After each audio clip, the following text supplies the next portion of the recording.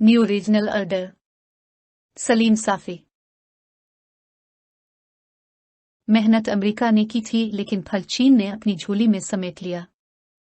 शायद इसकी वजह यह भी थी कि अमेरिका की नीयत में फतूल था, लेकिन चीन कम अज कम इस मामले में मुखलिस है। ईरान और सऊदी अरब के माबैन मुज़ाकरात का आगाज़ अमेरिका की शह पर इराक़ी हुकूमत के ज़रिए हुआ था और उसके कई दूर भी हुए थे, लेकिन इस हवाले से अचानक एक हुसैन और खुशगवार धमाका चीन के दारुल हुकूमत बीजिंग में हो गया।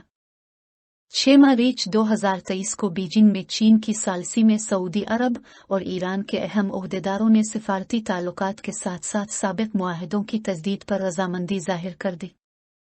सिर्फ यही नहीं हुआ, बल्कि यमन में होने वाले 2022 के अमन मुआहदे को आगे बढ़ाया जाएगा।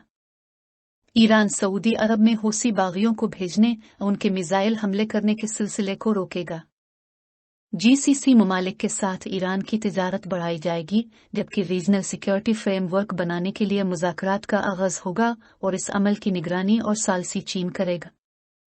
हमारे पाकिस्तानी सियासतदानों को तो इलेक्शन और सुप्रीम कोर्ट खेलने, जबकि मीडिया को उनसे चस्के लेने से फुर्सत नहीं। लेकिन हकीकत यह है कि चीन की सालसी में ईरान और सऊदी अरब का मुआहदा इस खिते बल्कि दुनिया के लिए किसी बड़े इनकलाब से कम नहीं, और मुहतात अल्फाज में हम उसे न्यू रीजनल गेम का नाम दे सकते हैं। इसका असर पाकिस्तान पर भी पड़ेगा, अफगानिस्तान पर भी, यमन पर भी, शाम, इराक, लबनान पर भी, बहरीन पर भी और किसी हद तक यूएई और ओमान जैसे ममालिक पर भी। किसी पर कम और किसी पर ज्यादा, लेकिन हकीकत यह है कि मज़कूरा तमाम ममालिक में ईरान और सऊदी अरब की प्रॉक्सी जंग जारी थी, और जब इन दोनों ममालिक की सुलह हो जाएगी तो रफ्ता रफ्ता खुद ब खुद इन ममालिक में भी ये जंगें खत्म हो जाएंगी। पाकिस्तान इन दो ममालिक की प्रॉक्सी वार की वजह से फिरका वारियत और दहशतगर्दी का शिकार रहा, बल्कि सिफारती और तिजारती हवालों से भी हमा वक्त पाकिस्तान उलझन का शिकार रहता। पाकिस्तान किसी हवाले से ईरान के करीब जाता तो सऊदी अरब नाराज हो जाता और सऊदी अरब से कुर्बत बढ़ाता तो ईरान भड़क जाता। हालांकि पाकिस्तान के लिए दोनों से खारजा ताल्लुकात कायम रखना मजबूरी है। ईरान पड़ोसी है और पाकिस्तान में एक बड़ी तादाद अहल तशियों की रहती है जो ईरान से हमदर्दी रखते हैं। दूसरी तरफ सऊदी अरबुल्लाह और उसके रसूल का घर होने की वजह से हर पाकिस्तानी के लिए अकीदत का महवर है। पाकिस्तान में सबसे ज्यादा ज़र मुबादला सऊदी अरब से आता है, जबकि हर मुश्किल वक्त में पाकिस्तान की सबसे ज्यादा मदद करने वाला मुल्क भी सऊदी अरब है।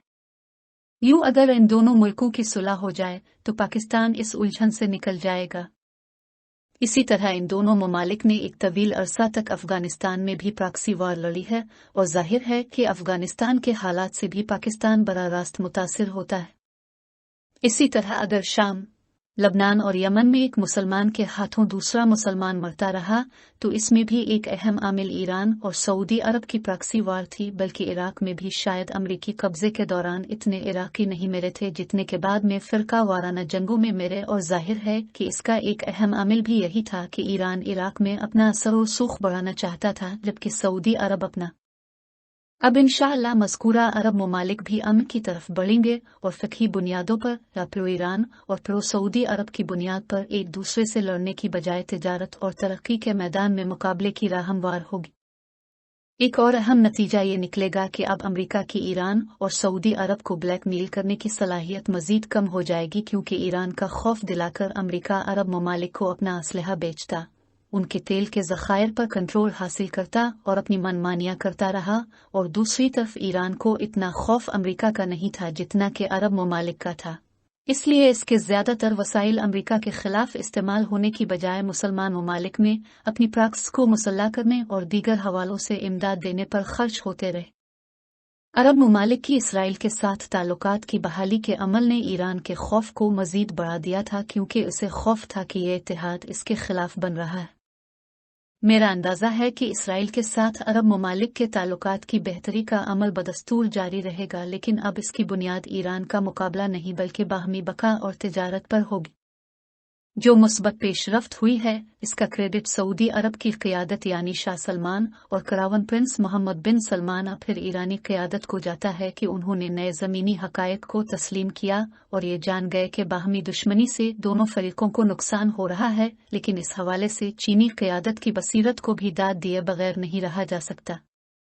जो कुछ हुआ इससे लगता है कि एक अरसे से चीन इस मामले में खामोशी के साथ सरगर्म था। असल काम चीनी सदर के दौराए सऊदी अरब और फिर ईरानी सदर के दौरा चय के दौरान और फिर खुफिया सिफारतकारी के जरिए पसपर्दा इस हवाले से बहुत काम हुआ। सऊदी अरब, ईरान और अरब ममालिक से बढ़कर ये चीन की कामयाबी है और इस अमल के जरिए इसने अमेरिका को ये पैगाम दिया कि अगर दुनिया नहीं तो कम अज कम इस खत्ते की महार अब अमेरिका नहीं बल्कि चीन के पास रहेगी। चीन अब तो बड़ी तेजी के साथ सऊदी अरब और दीगर अरब ममालिक में सरमायाकारी कर रहा है और दूसरी तरफ इसके ईरान से भी करीबी ताल्लुकात हैं। इसी तरह सऊदी अरब ने अमेरिका को आंखें दिखाकर चीन की सालसी में ईरान से ताल्लुकात बेहतर करने का आगाज करके अमेरिका को ये पैगाम दिया है कि वो ज्यादा तन करेगा तो उसके जवाब में नए ऑप्शन यानी चीन का इंतखाब किया जाएगा। ईरान और सऊदी अरब इस हुसैन और नेक यूटर्न लेने पर कैसे मजबूर हुए और मौका के साथ साथ ये नई सूरत हाल पाकिस्तान के लिए एक नया चैलेंज भी लेकर आई है। जिंदगी रही तो अगले कालम में इसका तज़किरा करूंगा। जन्म कालम्स 05 अप्रैल 2023।